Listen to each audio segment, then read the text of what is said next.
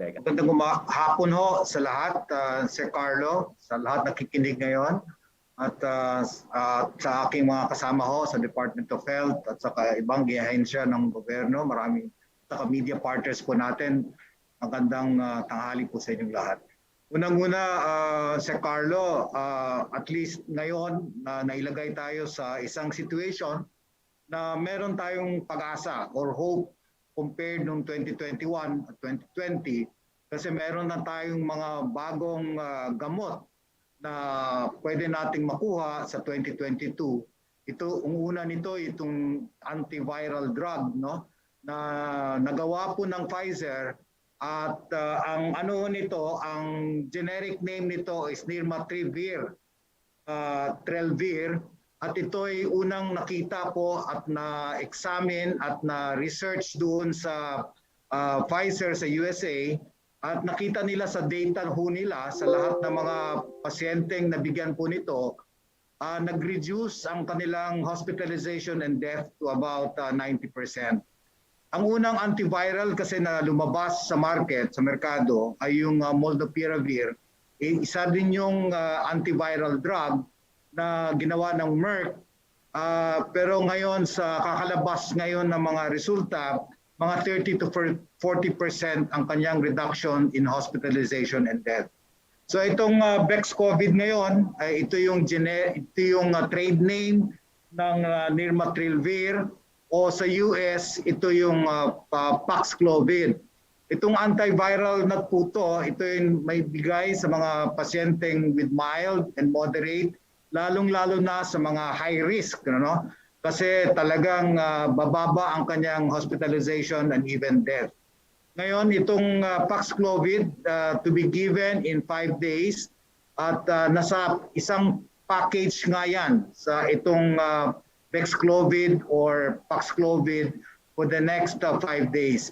Ito ay talagang makakabigay ng medyo pag-asa sa ating 2022, lalong-lalo na itong pagharap natin sa COVID-19. At least meron na tayong mga gamot aside from the vaccination that we are pursuing.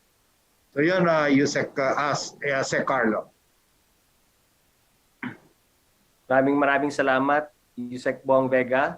Please stay on board for questions from the media. And we'll now go to Yusek Rocky for those questions. Yes, good afternoon, Sec Karlo and kay Yusek Vega. Magandang hapon din po sa ating mga kasama sa MPC. Una pong tanong mula kay MJ Blanca Flor ng Daily Tribune. May we request for policy reaction daw po. Vice President Robredo says the national government should use incentives to encourage the unvaccinated to get COVID-19 jobs instead of threatening to arrest them. Opo, meron naman po tayong mga incentives na binibigay. Kung naalala po ninyo, at the start, nung umpisa pa lamang nitong dumating sa ating bansa yung mga vaccines, no? Nagkaroon ng mga incentives ang iba't ibang ahensya ng gobyerno, katulad ng Department of Transportation, nagbigay sila ng libreng sakay, no, sa kanilang MRT, LRT, and PNR lines during the first phase, no? Ang Department of Tourism was also nagbibigay din po sila ng incentives during that time sa mga free access sa ating mga tourism establishments, tourist spots, no? So hindi ako nagkakamali, libre sa makapasok sa Fort Santiago noon. And then dun sa private sector din, nagbibigay din po sila ng mga insentibo noon, tulad ng mga restaurant, no? Nagbibigay sila ng mga diskwento. But right now, kung titingnan natin, nag-shift na tayo sa alert level systems, ano?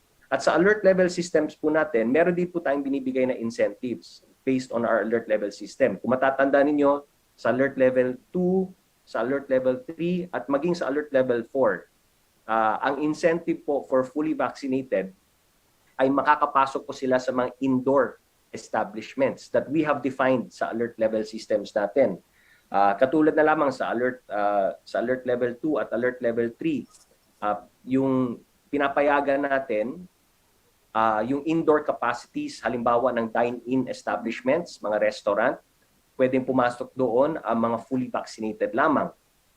Doon sa MICE events, sa tourist attractions, sa cinemas, movie houses, even religious gatherings, personal care establishments, gyms, fitness studios, even film production, ang pinapayagan natin sa indoor are only fully vaccinated. So ito po yung incentives for fully vaccinated, makaka-access po sila sa mga indoor establishments that are well-defined under our alert level systems. Opo. Second question po niya, some groups daw po are opposing the IATF guidelines on shortened quarantine isolation period for fully vaccinated health workers who got exposed to COVID-19 or acquired COVID-19. They say that it will further accelerate the spread of infection and may also endanger the patients. And that it shows that medical frontliners are treated as modern day slaves. How will the palace address these concerns? Hindi naman po. Actually, kung babasahin nyo yung resolution, yung latest resolution ng IATF, nakalagay po doon na, for instance, no, for those who are isolated dahil nga meron silang mild or asymptomatic na COVID. So meron tayong rules on number of days for isolation, no? Shinorten lang natin under extreme circumstances, but always po if it is recommended and with clearance from the hospital. Kasi yung mga hospitals, meron po silang tinatawag na Hospital Infection Prevention and Control Committees. So it is these committees ng hospitals that will determine kung pwede bang ma-shorten. For instance, yung naka-quarantine dahil na-expose. So it is the hospitals, the health experts in those hospitals, those committees na mag-assess dun sa mga na-exposed na healthcare workers kung fit na ba sila to be brought back in circulation, no? So yun po, under our resolution, it's very clear that it has to pass through those committees. And again, it is only done in extreme circumstances pag kinakailangan. Dahil nga po, need na po nung hospitals na yon, no? And para hindi mag-suffer ang health services of those hospitals. Maybe we can ask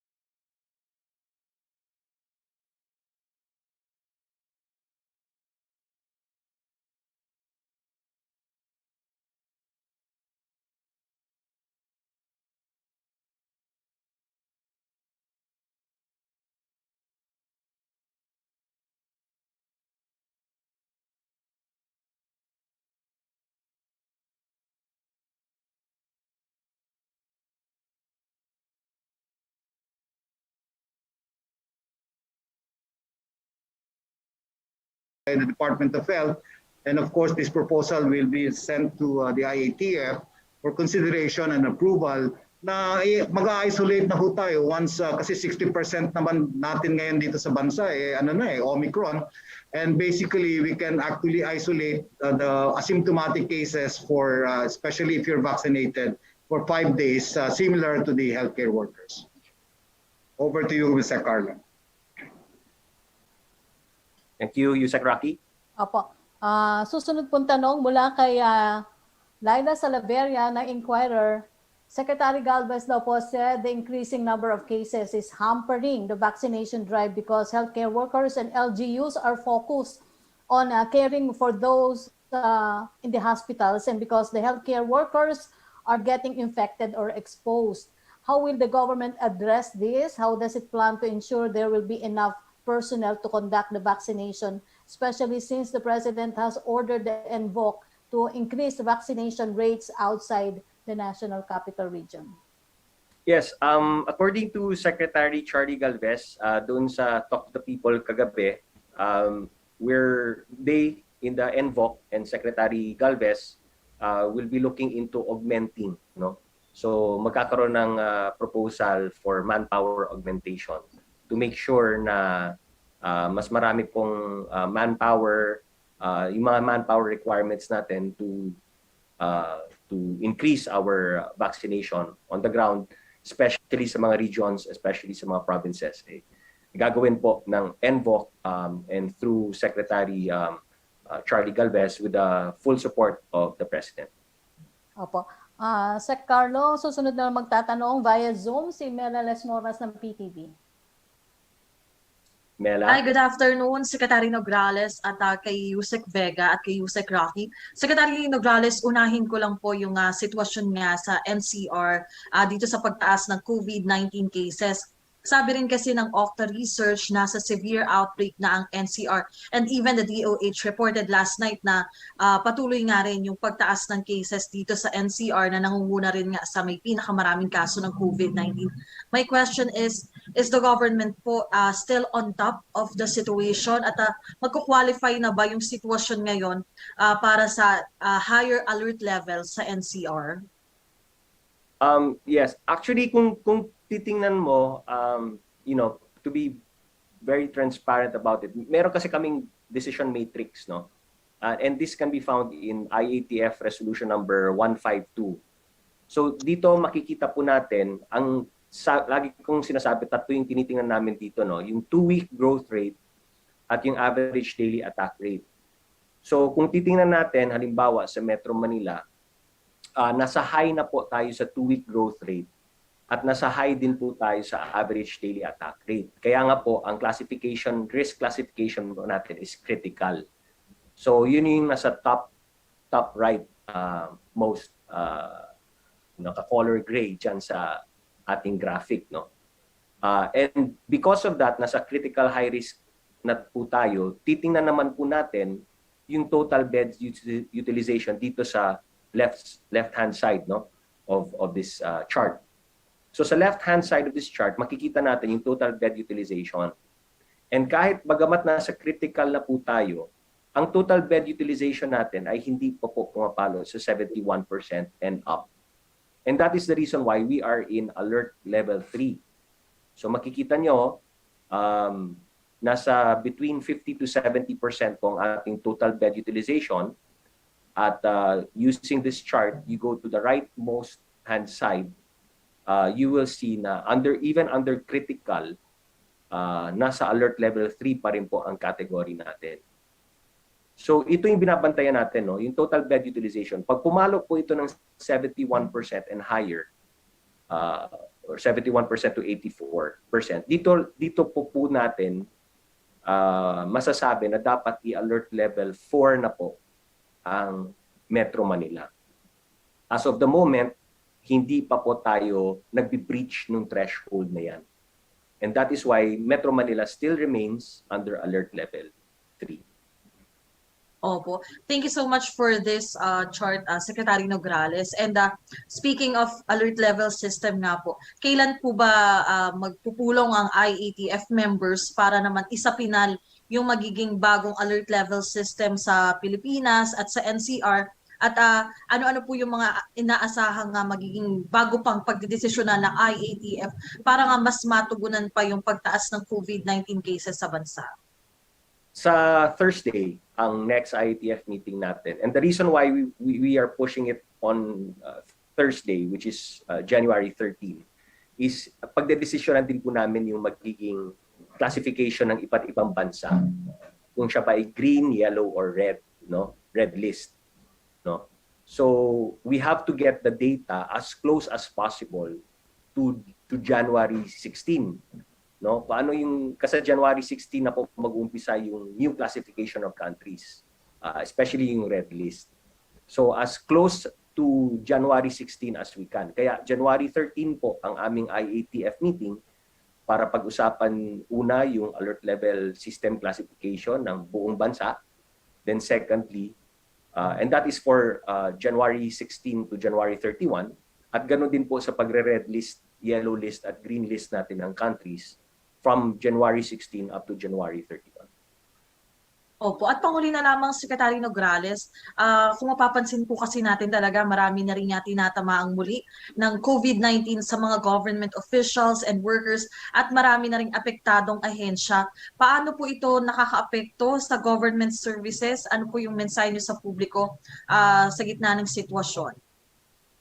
Kaya nga po sa Talk the People kagabi, si Pangulo na mismo ang nagsalita, no? At ang sinabi nga po niya that government services must not be unhampered, must not suffer, must continue in light of and especially because of the rising cases ng COVID-19. So meron po tayong mga sinusunod na mga protocols, meron po tayong sinusunod na mga memo circulars halimbawa na pinapalabas din po ng Office of the President na bagamat kailangan natin mag-reduce ng workforce, ang head of agency, the head of agency and the head of department must make sure na even with the reduction of workforce dahil nga po may mga tinatamaan na ng COVID sa ating mga kasamahan sa gobyerno ay dapat hindi pa rin po magsasuffer ang public services. Okay, maraming salamat po Secretary Nograles, kay Yusek Vega at Yusek Rocky. Opo. Thank you, Melas. Sa Karlo, susunod pong magtatanong ay si Laila Salaveria na inquirer. Ito po yung tanong niya, how will the government ensure that the forthcoming elections will not distract from the vaccination drive, which is another concern that Secretary Galvez had raised?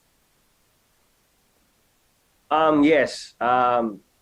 Of course, what we in the national government will do is make sure na hindi ma-hamper ang aming trabaho.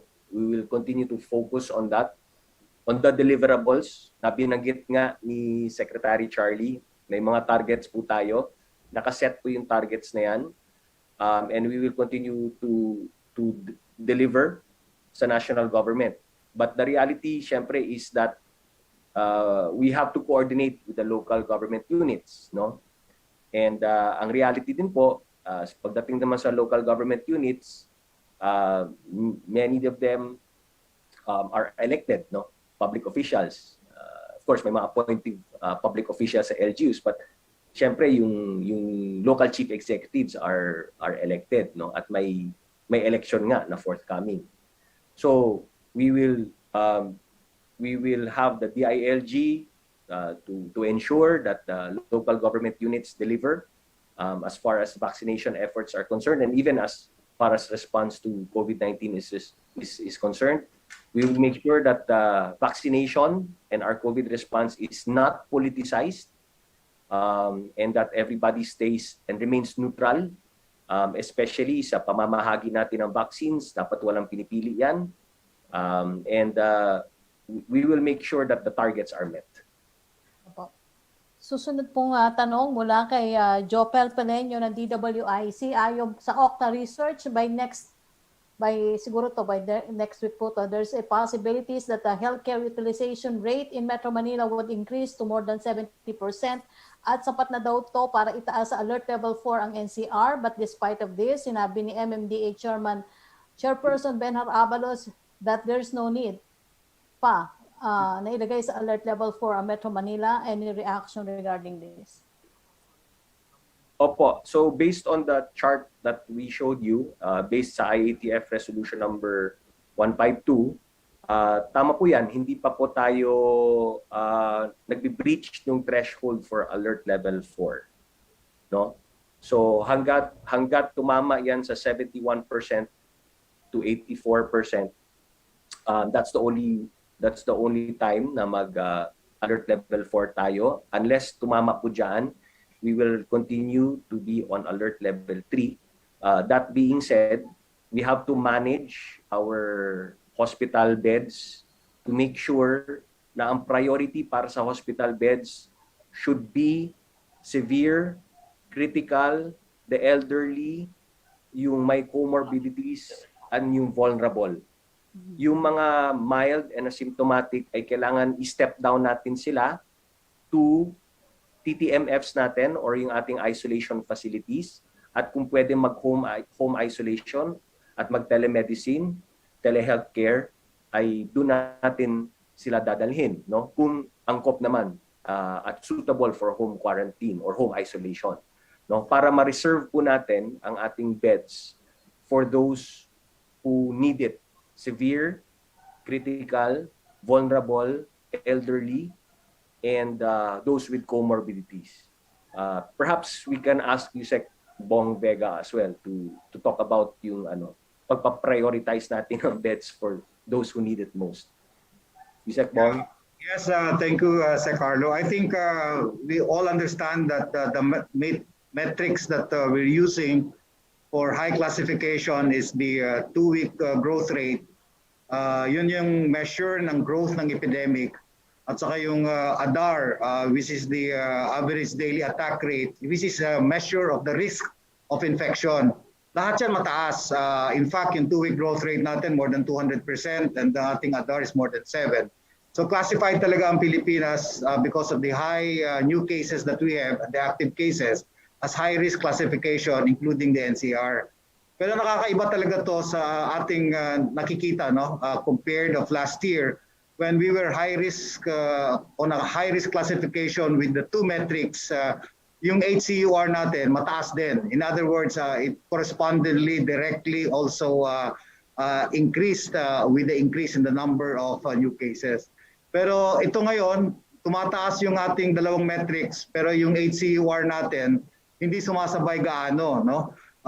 It parang nag-decouple siya from the rise in new cases and the rise of hospitalization.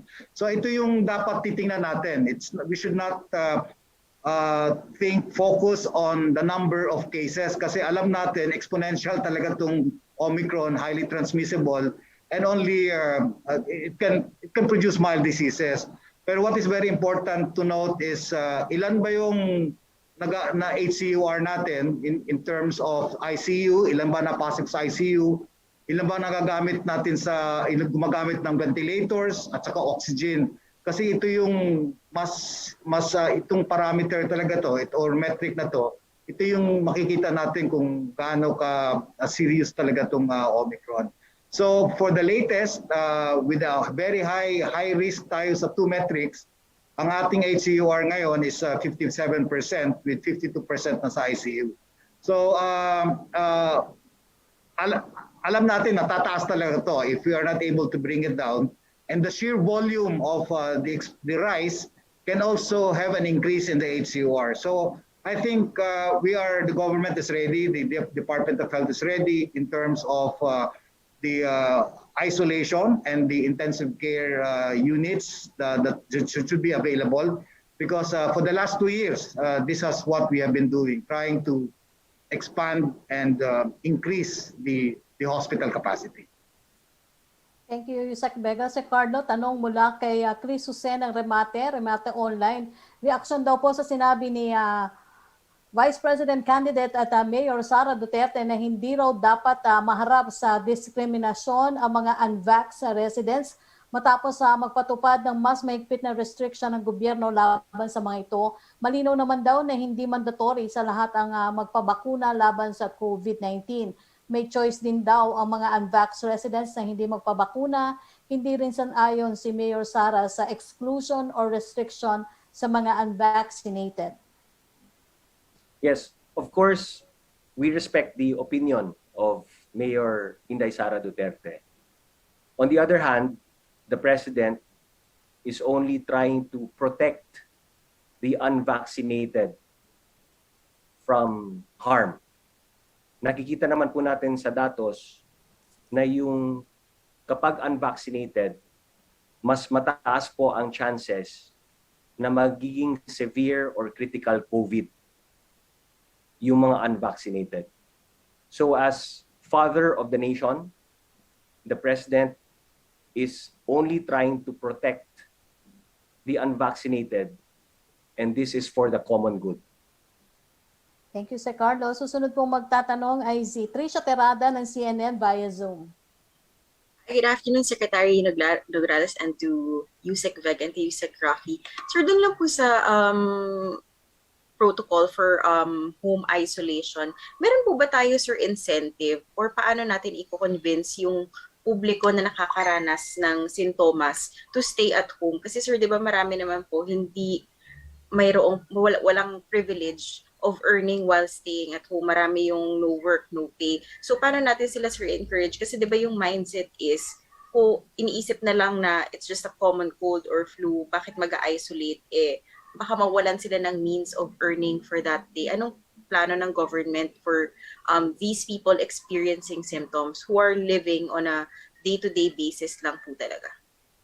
Well, during the meeting sa IATF, sa gaganapin na meeting ngayong Thursday, isa yan sa mga pag-uusapan natin. No?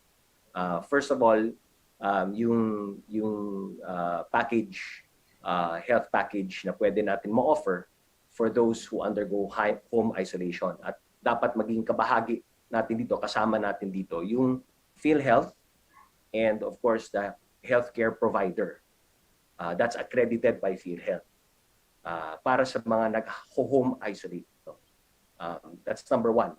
So in terms of the health aspect, pag-usapan namin yan sa IATF. Pangalawa naman po, for those who are employed,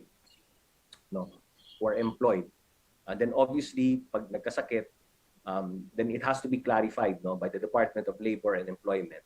Ano yung pwedeng ng employer, ano yung regulations natin for employees who call in sick, that we have to isolate, syempre, and it's for the good of that person as well as the company and the employer and all of the employees, that person remains isolated at home.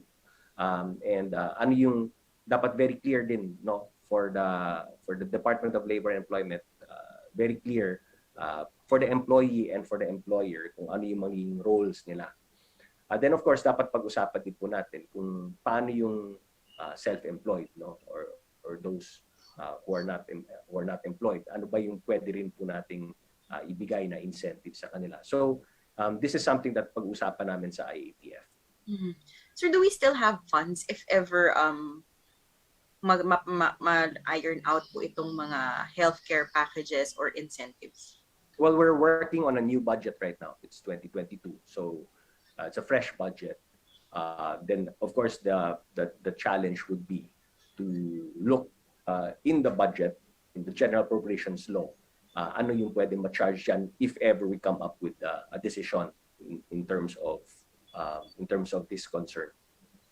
Mm-hmm. Sir, I understand hindi pa na natin na-reach yung threshold for alert level 4. But in any case, sir, if the situation worsens, can we afford an alert level 4 scenario?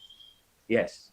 As mentioned by Yusek Bong Vega, and I'll pass it off to him, that we have been preparing naman our hospitals, and which is why there's a call to increase the bed capacities. Diba? There's a call to increase the capacities of our TTMFs or our isolation facilities. And then of course, we are doing real-time updating on our healthcare workers din. Then yung augmentation ng healthcare workers. So all of these we're doing in preparation for that eventuality. Of course, we'll try to manage it in a way na hindi tayo darating sa alert level 4. By again stepping down or nagse-step down tayo. Kung mild naman at symptomatic, we'll have to step them down to the isolation facility or kung pwede mag-home quarantine so that we have more beds reserved for those who need it most. But if it reaches to the threshold, then we should be prepared. So Yusek Bong Vega. Yes, thank you, Sir Karlo. Alert levels are totally different from what we had before. Ito yung mga lockdowns, ano, ECQ, and wala talaga, mahirap talaga yon kasi kailangan talaga ng ano noon, ng support coming from the government, and there was no balance between the economy and health.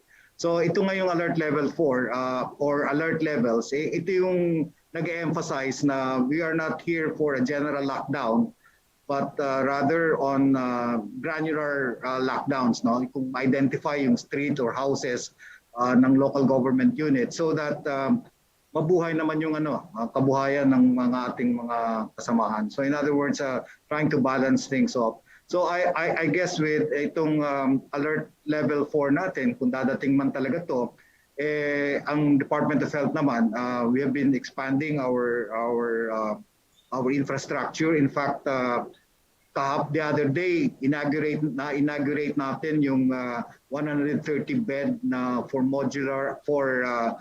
moderate and severe cases. It's a modular hospital. It's a big one, and together with housing about 90 healthcare workers in a dorm facility for them to be there, no, during the time that they are on duty. So we have been trying to expand this. In fact, in terms of expansion of these modular hospitals, we have one right now which we have inaugurated yesterday. We have one at Lung Center and in the QI managed by Jose Reyes and in Batangas, but also in soon to be opened up would be the one in Zamboanga, the one in Iloilo, and the Davao Modular Hospital has already been functional since 4 months ago. So I guess we tried to really improve the setup of the hospital, the capacity internally by providing more beds allocated for the intensive care units. And of course, we supported the augmentation of the healthcare workers plus the medicines and the other needs of the intensive care units. Thank you, sir. So with 33,000 cases, are we doing enough lockdowns? Because I understand meron pong 63 barangay lockdowns affecting over 100 households. Would that be enough, sir, to contain or at least to solve this rising number of cases? Sorry, Sir Karlo. I just wanted to say that, itong mga infections nito, they occur in clusters. They occur in clusters, and easy for the LGU to actually contain them once they are contained, so that para yung transmission naman nila hindi kakalat sa ibang barangay. So ma-identify ka agad dyan because they do occur in clusters. Thank you very much, Dr. Vega, and to Secretary Karlo. Thank you, Trisha. Yusek, Rocky. Yes, Sir Karlo, ang tanong, susunod na tanong mula kay Bernadette Reyes ng GMA News. Bakit po pinapayagan ng shorter quarantine for flight crew kahit na may mga flights na na-cancel dahil sa mga nagkakasakit sa mga flight crew? Ang pinayagan lang po ng IATF based on our resolution are for healthcare workers, no? And I think my team has a slide to show. This is coming from DOH. Ito po. So for the general public, the general population na hindi healthcare workers working in hospitals, kasi at least yung healthcare workers working in hospitals, meron silang Hospital Infection Prevention and Control Committee na napag-usapan natin kanina, na sila yung magde-determine if pwede mag-shorten ang quarantine or ang isolation ng healthcare worker. But for non-healthcare workers, these are the rules that should be followed, no, based ng DOH, no. So makikita ninyo yung dito sa top part, this is isolation, number of days of isolation for COVID-19 cases, meaning to say positive sa COVID-19. And for fully vaccinated or unvaccinated even, pag positive case pero asymptomatic, mild or moderate, at the advice of your doctor for 10 days ang isolation. Pag severe and critical naman, again, at the advice of your doctor or 21 days. Dito sa baba, ito naman po yung quarantine for close contacts. Ibig sabihin, hindi ka positive pero meron kang na close contact na positive sa COVID. No? At dapat kailangan mo mag-quarantine how many days? For fully vaccinated, it's 7 days or at the advice of your doctor. Pag unvaccinated or incomplete ang vaccination, it's 14 days or at the advice of your doctor. So this is for the general population, meaning to say, ang binigyan lang ng pahintulot ng IATF na shorter quarantine and shorter isolation are healthcare workers working in hospitals, and it is the Hospital Infection Prevention and Control Committee ang authorized lang po na mag-shorten. Anybody else, including flight crew, must follow these protocols for the general population. Opo.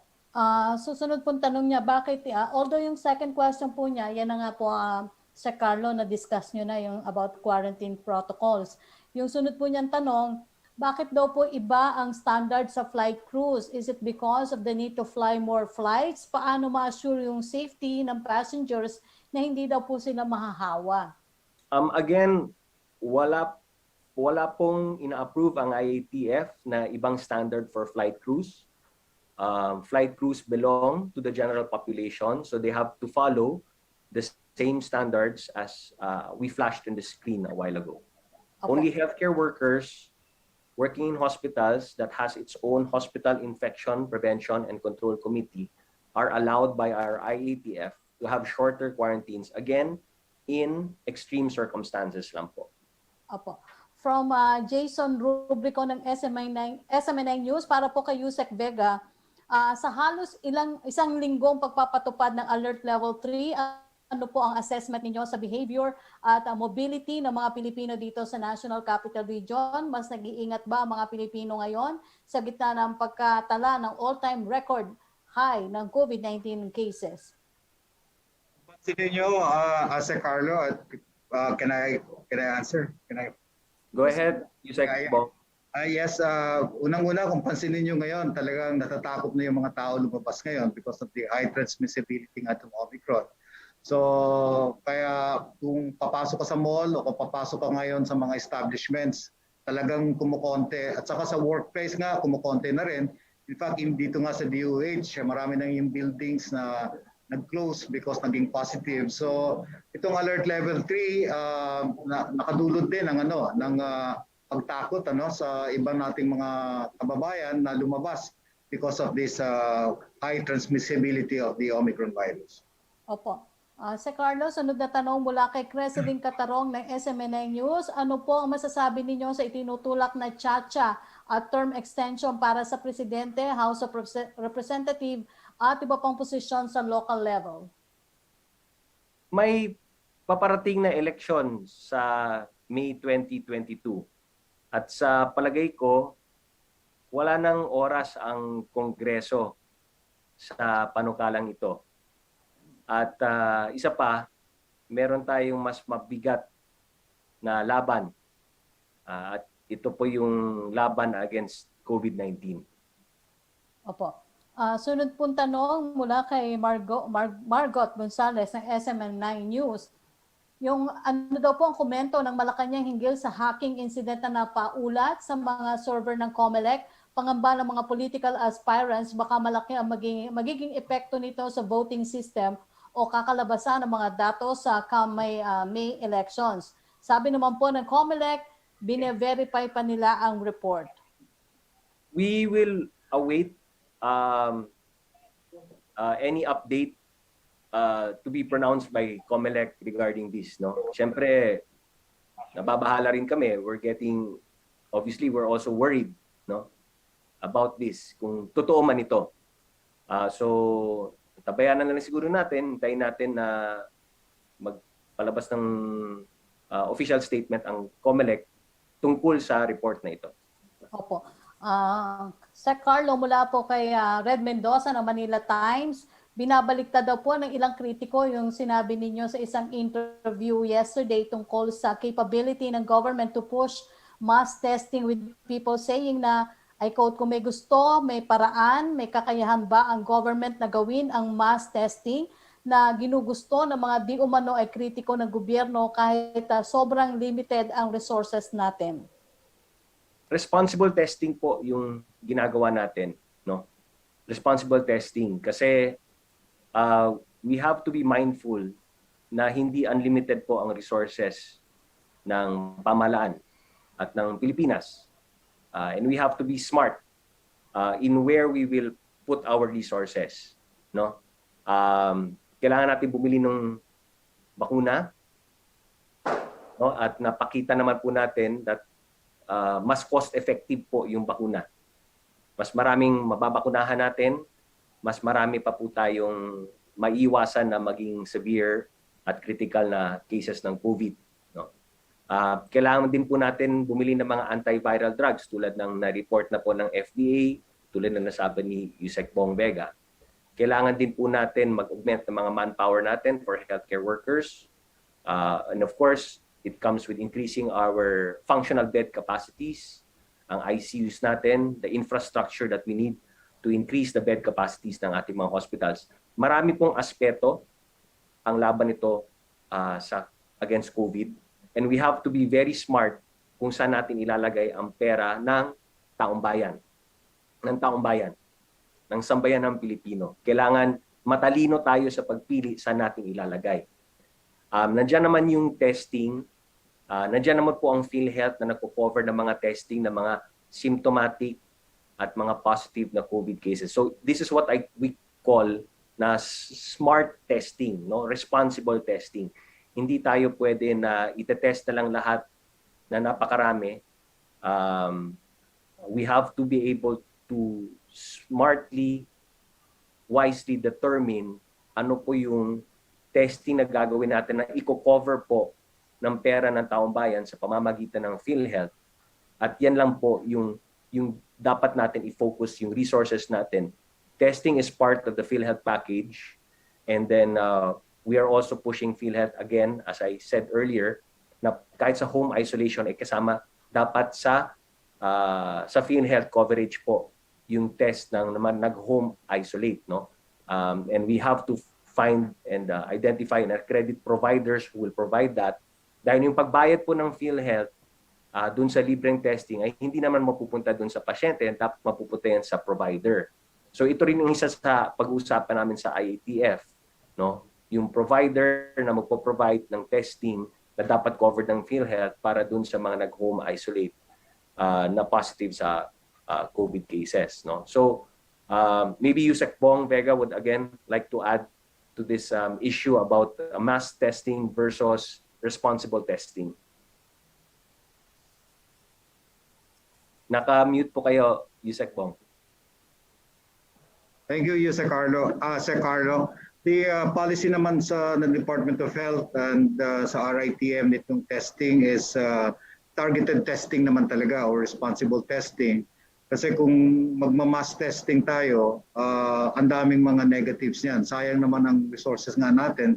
Kung wala naman kang exposure at saka walang symptoms, siguradong negative yan. So really, it's targeted testing.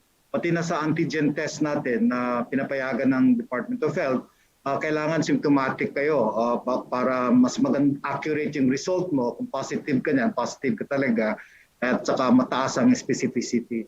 So at saka sa yung pag-close contacts ka rin. So in testing, parating targeted talaga to a certain population. Opo. Tanong pa rin po mula kay Red Mendoza ng Manila Times para po kay Yusek Bong Vega. Ang grupo po ng mga healthcare worker ay nagrereklamo na hindi raw sila kinonsulta sa bagong directive ng DOH sa isolation and quarantine protocol sa mga healthcare workers. Dagdag nila na parang insulto raw itong department order na itong guidelines na ito. Ano po ang masasabi niyo dito? Hindi naman ano yun. Hindi naman insulto kasi unang-una dadaan yan sa hospital administration nila at saka sa Hospital Infection and Control Committee who will discuss it with them. Kasi ang proposal na naman yan na ibigay ng aprubahan ng IATF is through the discretion of the Hospital Infection and Control Committee. Kung pagtingin nila hindi pa kailangan na siguro mag-report back ang isang tao dahil may symptoms ba, then they can do so. So ito yung sinasabi natin na talagang binibigyan natin ng paunang limited na ang isolation ng mga asymptomatics na healthcare workers kasi alam natin na fully vaccinated sila and they have a certain protection. Opo. Yusek Vega, sunod pong tanong niya, may mga nagsasabi na hindi raw nakokontrol ng gobyerno ang pandemic dahil sa sobrang taas ng COVID-19, lalo na't marami ng healthcare workers ang nakakasakit. Plano rin ba daw po ng DOH na mag-mass hiring at gawing permanent ang mga health worker tulad ng pinupush ng ibang grupo? Yes, Rocky, unang-una, no government can control the COVID storm. Medyo yan talaga mahirap and very unpredictable on how to go about it. Pero ito yung sinasabi natin na ang ating hiring naman kung pangangailangan ng mga healthcare workers sa different regions ginagawa natin yan po. In fact, since last year, nagde-deploy kami ng mga augmentation sa mga regions na nangangailangan like before noon sa Cebu, dito sa Metro Manila, Northern Mindanao and Southern Mindanao. So yun ang natin talaga, nag-augment tayo ng healthcare workers. In fact, sa itong bagong GAA natin, meron pa rin tayong funds for the augmentation of the healthcare workers. Pangalawa, nakipag-usap na rin kami sa uniform personnel through Sec Charlie Galvez na gagawing national policy na ang deployment especially in times of need ng different hospitals, treatment facilities or even testing sites na magpa-deploy ng mga uniform personnel coming from the BFD, AFP and the other areas of the military. So ito yung ginagawa po natin, talagang deployment talaga from other health sectors that are least affected to areas na talaga nangangailangan. Opo. Susunod pong tanong, Sec Karlo, mula po kay Joyce Balancio ng ABS-CBN, may isa umanong courier company nagpapapasok sa mga empleyado nila kahit positive sa COVID-19 dahil kulang sila sa manpower. Yung mga empleyado nila may mga biyahe, so may nakakasalamuhang kliyente pa. No work, no pay din sila, kaya kahit may sakit, pinipilit na lang nila pumasok. Kahit yung mga pwede namang mag-work from home, napipilitang pumasok sa office nila dahil may bawas sa sweldo kapag daw work from home. Ano ang violation nito? Anong dapat gawin sa kumpanya? Ano ang paalala ng IATF sa ganitong mga kumpanya? Palagay ko, una sa lahat, may mga violations yan sa labor code, no? So labor law violations, meron na yan.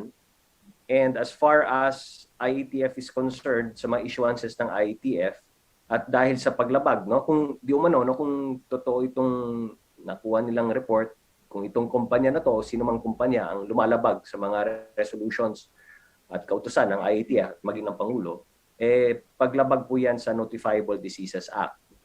No, kasi positive, tapos pinapapasok, o di nagkakahawaan. So it's dapat by the name itself, Notifiable Diseases Act, dapat may tungkulin po una sa lahat ang korporasyon, ang kumpanya na sundin ang kautusan ng Pangulo pati yung resolution ng IATF. Pangalawa, kailangan nilang i-report. Ito, hindi na nga nagre-report, hindi na nire-report tapos ang ginagawa, kabaliktaran, pinapa-report yung positive.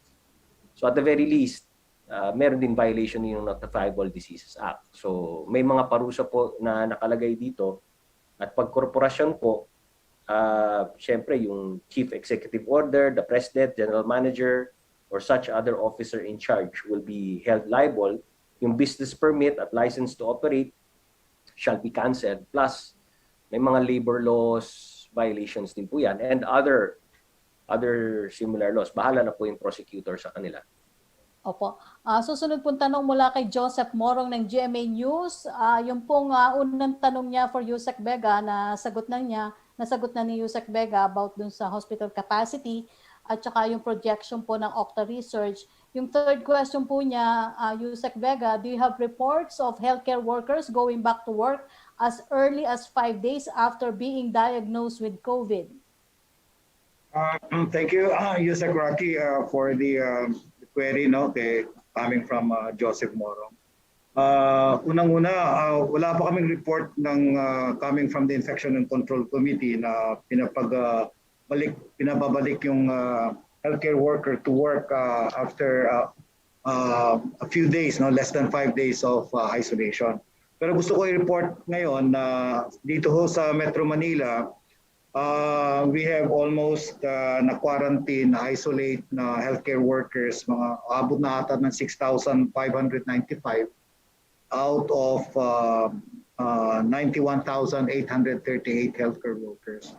So mga 7.2% ito under quarantine. So ang ginagawa ngayon ng mga hospitals, lalong-lalo na sa mga bigger centers, nagko-close sila ng ibang services para ma-redeploy yung mga areas na kailangan for COVID ng kanilang mga personnel.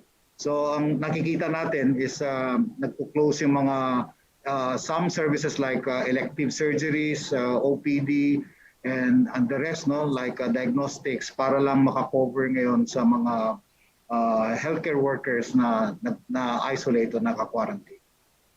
Opo. Pahabol lang po ni Joseph Morong ulit. Yusek Vega, how would you describe the level of manpower of healthcare workers vis-a-vis need for workforce because of the surge? Yes, alam natin ang unang challenge talaga natin ay unang tinamaan yung mga healthcare workers because they're more exposed. Saka yun nga, 7.2% sa kanila dito sa NCR ay naka-isolate and quarantine. Kaya ang ginagawa po natin ngayon sa Department of Health, pinatuloy namin yung mga augmentation ng mga healthcare workers mula noong 2021 at saka dito para sa 2022. So roughly naka-position na kami ng mga 7,000 plus of healthcare workers na augmentation for the different hospitals, isolation centers, and testing centers.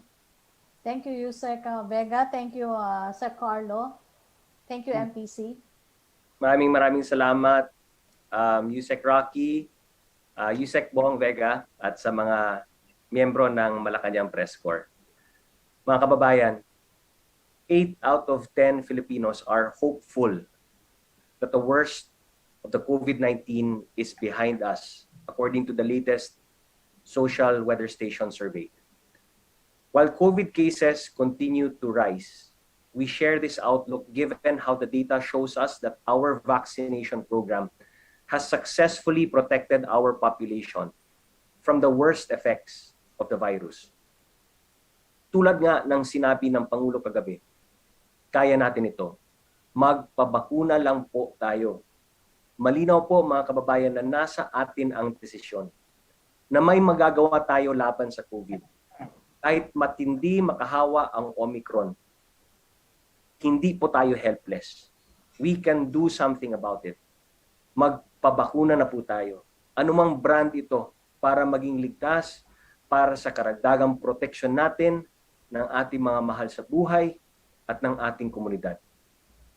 To quote Pope Francis in his recent State of the World address, healthcare is our moral obligation. Dagdag pa ng Santo Papa, and I quote, "We have realized that in those places where an effective campaign has taken place, the risk of severe repercussions of the disease has decreased. It is therefore important to continue the effort to immunize the general population as much as possible." End of quote. Nasa Diyos po ang awa. Nasa tao po ang gawa. Patuloy po tayong manampalataya sa Diyos na lumikha. Ipagpatuloy din po natin ang ating pagbibigay malasakit sa isa't isa upang protektahan ang ating mga sarili, ang ating pamilya, ang ating komunidad, at ang ating bansa mula sa banta ito ng COVID-19. Maraming salamat po. Ingat po tayong lahat. And God bless us all.